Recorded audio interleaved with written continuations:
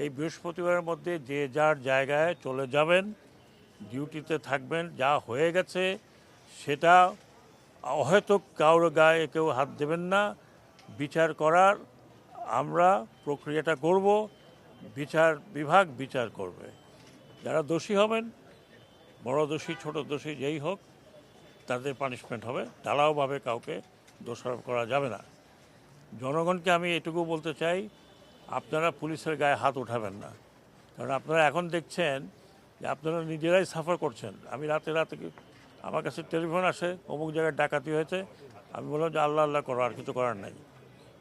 কী করার আছে? যে ডাকাতি হয় সেখানে যদি পুলিশ না থাকে কি করবে? তো আপনারা দয়া করে, আমি এইমাত্র পুলিশদের যারা ইনজিওর্ড ছিল তাদেরকে দেখে আসছি।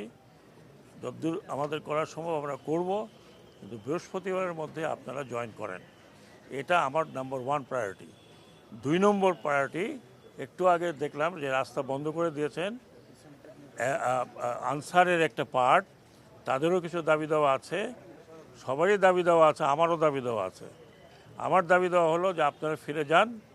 আমি আপনাদেরকে কথা দিচ্ছি, আমি স্বরাষ্ট্র উপদেষ্টা হিসাবে এটা আমার দায়িত্ব আপনাদের কাছে আসা, আপনাদের কথা শোনা, এবং যতদূর সম্ভব আমার পক্ষে ইমিডিয়েট যা করার করব। যেটা কিছু অন্য কিছু ইমপ্লিমেন্টেশন যদি থাকে, অন্য মন্ত্রণালয় থাকে, আমরা আলোচনা করে করব। আপনারা দয়া করে রাস্তাটা ছেড়ে দেন, রাস্তার থেকে চলে যান। অন্যান্য ফোর্স বা অন্যান্য বাহিনী যারা আছে, প্রত্যেক বাহিনীর সাথে আমি কথা বলবো। সবাই আপনারা আমার পরিচিত, আপনাদের কমান্ডাররা আমার পরিচিত। আমি কোনো স্ট্রেঞ্জ লোক না, আমি কোনো পলিটিশিয়ান না। আমি যা বলবো তাই করার চেষ্টা করব।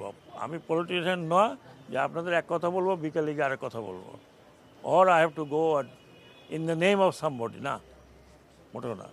আমি এই প্রথমে এখনও ঢুকি নাই।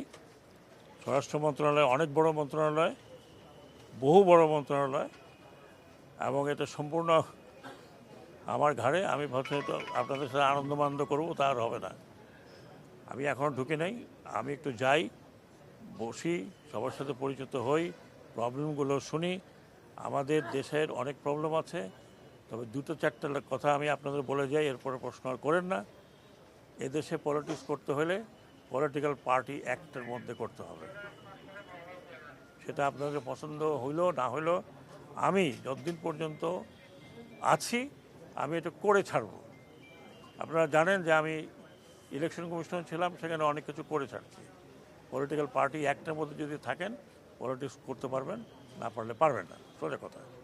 এই রকম আপনারা ডিকটেটোরিয়াল জায়গায় চলে যাবেন, সেটা হবে না।